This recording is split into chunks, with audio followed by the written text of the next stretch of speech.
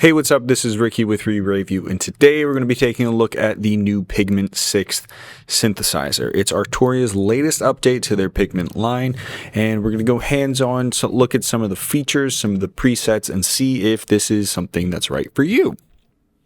Alright, so taking a look here at the interface, we have engines 1 and 2, which we'll get to in 1 second, and then the utility engine. To the right of that, we have our two filter options with filter routing. In the bottom right hand side, you have your 4 macro controls that are mappable, as well as the keyboard, envelopes, LFO functions, random, and combinate. So arguably the best part about the Pigment 6 interface is the color coding and the drag and drop functionality. Let's say I wanted to map LFO3 to the frequency shift of filter 1. All you gotta do is just click and drag and boom, color coded and everything. Couldn't be easier. So if you go up to the top here and click play, you'll notice it's a streamlined approach to Pigment's interface, and it's predominantly for people using Pigment 6 in real-time live performance. So you still get some of the essential features like the 5 different engine types and access to the presets. We will get to that in a moment. It makes it a little bit easier to see and navigate, and if you're using a MIDI controller for live performance, this would probably be the best way to take advantage of Pigment 6 in that application. Over here we have the effects section. And then to the right of that, we have the sequencer and arpeggiator. So on the bottom right here, you'll notice, which is arguably my favorite feature as someone who sometimes clicks the wrong button and moves the wrong knob, and then I lose whatever I've created. We have the undo, redo, and history button.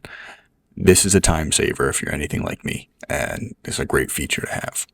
At the top left here, you have a drop-down menu for a new preset, save a new preset, rename a preset, or save a preset as the opening preset. On the far upper right hand side, you'll notice a little gear. So we're going to click that and you'll see that it opens the general settings, the MIDI output, and then a tutorial section. So in today's day and age, when there's ChatGPT and Google and you can seemingly find answers anywhere faster than ever, it's really nice having a guide built into the plugin itself. So let's say we wanted to learn about the digital types for the filters. We're just going to click it. And it'll walk us through step by step with a description of everything in depth as to how to use it. So if you're a producer that's newer to software synthesis or just wants to learn a little bit more, for this reason alone, Pigment 6 could be a really good option. All right, so let's start with the general overview of the interface. So you'll notice up top here at the far left, we have engine 1 and engine 2. So in the drop-down menu, you'll notice that there's 5 different engine types. We have analog, which is standard analog synthesis, wavetable. So if you're familiar with something like Serum or Massive, we have sample bass. So you can use this as a sampler, and then the harmonic and modal engines. And what the modal engine allows you to do is blend real-world sounds with software synths.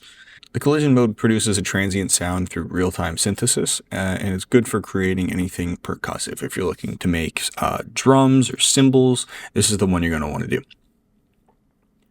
If you drop down to transient, this mode uses a sample-based transient for sharper, more aggressive and detailed attack. This would probably be best if you're going to be using it in a more realistic sounding way. And then last but not least, we have audio input. This allows you to use an external audio input, allowing you to use the sound as a trigger for the resonator. Now, if we go over to the other side, you'll notice here the friction section. The friction exciter modes simulate the act of continuous rubbing or sliding against each other. If you click the noise option, it uses a sample-based noise source to excite the resonator. Granular uses granular synthesis for a more dynamic, moving, textured sound. Standard friction, which is good for creating more real-world sounds, probably best used in a string or percussive application. And then the audio input, which in the same way would allow you to use the incoming audio source as the resonator. So if you're familiar with other Arturia plugins, this preset menu is going to look pretty familiar to you. It's really well labeled with graphics on the side here, and then it includes over 1,500 presets. So if you're not really into maybe making the sounds yourself, you just want instant inspiration, this has you covered.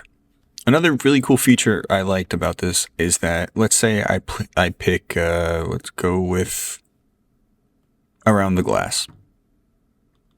So this is what it sounds like. This circle here with the note, we're going to click on it. And Arturia uses machine learning to suggest other presets that sound similar. It'll give a brief description over here on the right hand side. So again, Around the Glass, this is what I picked. So it's listed as an evolving pad. So we're going to go with Padology, which is another evolving pad, and compare. So it's pretty similar. Let's try Solar Wind.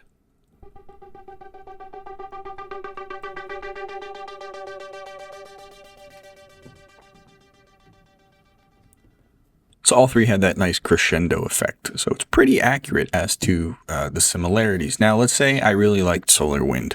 I can create a playlist like I could on Spotify or Apple Music and just go ahead and save the preset over there. So boom, it saved for future use. You can also color code it in the event that you go through all 1500 presets and you decide, hey, I'm looking for more inspiration. You can go over here to the store section and buy expansion packs directly from Arturia, all from within the plugin. All right, so on the main page, let's go look at the revamped filter section. So for this, I'm going to be using the emotional piano preset, which can be found under main preset menu, piano, and then emotional piano. So this is what it sounds like by itself.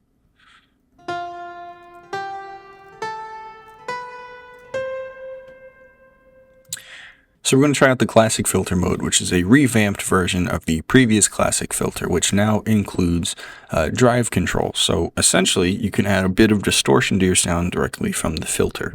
So I'm going to play and just toggle that on and off.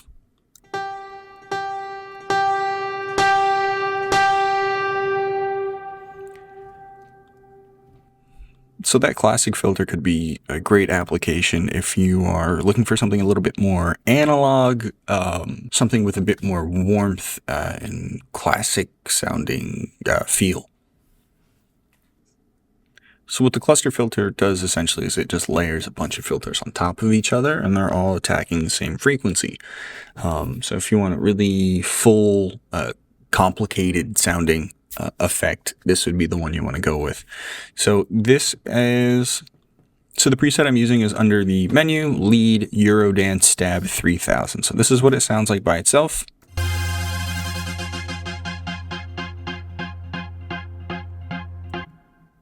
And if I go over to cluster, I'm just going to try the low pass and high pass 12.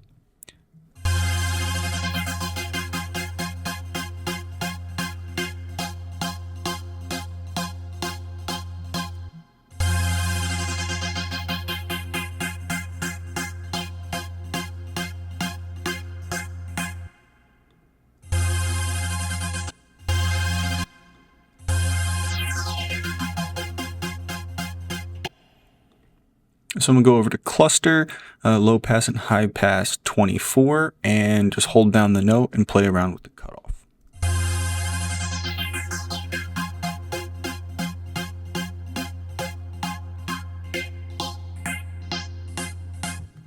If you're looking to add a sense of movement to your sound without a whole lot of post-processing, the cluster filter would probably get the job done for you. Okay, and for the last filter we're going to check out is the new LoFi filter. So if you're looking for something with more downsampling capabilities or aliasing, this would be the way to go. If you want to create maybe 8-bit or chiptune music, this will give you that crunchy feel. So the preset I'm using is under the menu section, lead, and chords a la Mord. And I'm just going to play it without any changes. All right, so if I turn filter on, or turn filter 1 on, I'm going to click Lo-Fi and just adjust the frequency here. So I'm going to hold it down.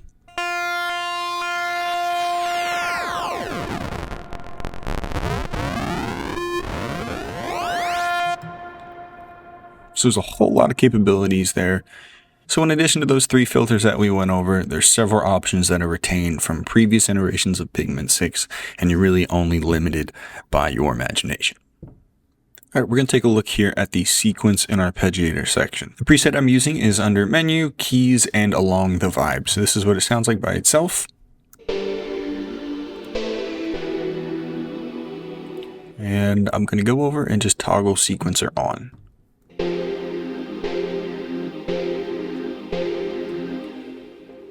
So it's your traditional step sequencer where you're able to toggle everything. So from the probability, pitch, velocity, octave, gate length, and slide. Over here on the left-hand side, you're able to scroll through presets. So let's try out Lydian 1.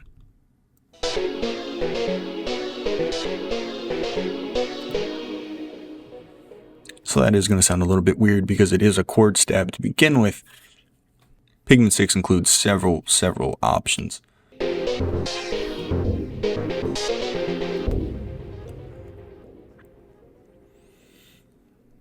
Within those presets, you're able to control the parameters like the mode selection, the playback rate, the level of swing. Right below the power button for the sequencer, you have a save button. So if you come up with a sequence that you like and you want to use in the future, you're able to do so. To the right, we have the arpeggiator section.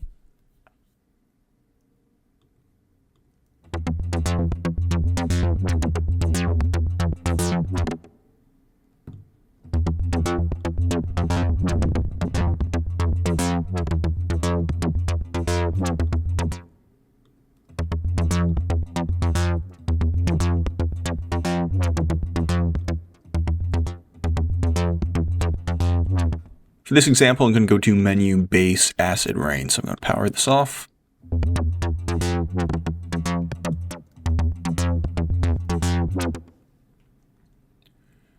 And just like the sequencer section, you can control the mode, the playback rate, swing, and realignment.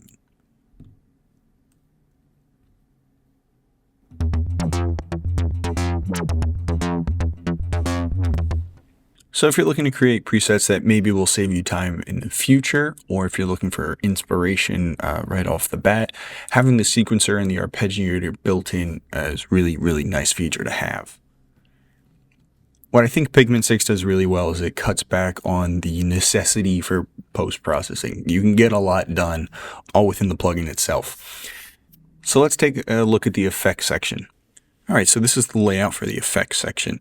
You'll notice you have effects A, B, and aux. Now, on each of those 3, you're able to attach 3 different effects. So in total, you can have 9 effects on one sound, all within the plugin itself. And then your options, you have 19 different options built in. And then again, if you're looking for more inspiration, within each of the effects, there's preset sections for all of them, and you can create and save your own as well. The sky's the limit as far as customization with Pigment 6. An important effect to note is the vocoder. So the vocoder isn't necessarily new to the Pigment lineup. However, it's been significantly enhanced. And just like throughout the plugin, you're able to use an incoming audio source to trigger and manipulate other.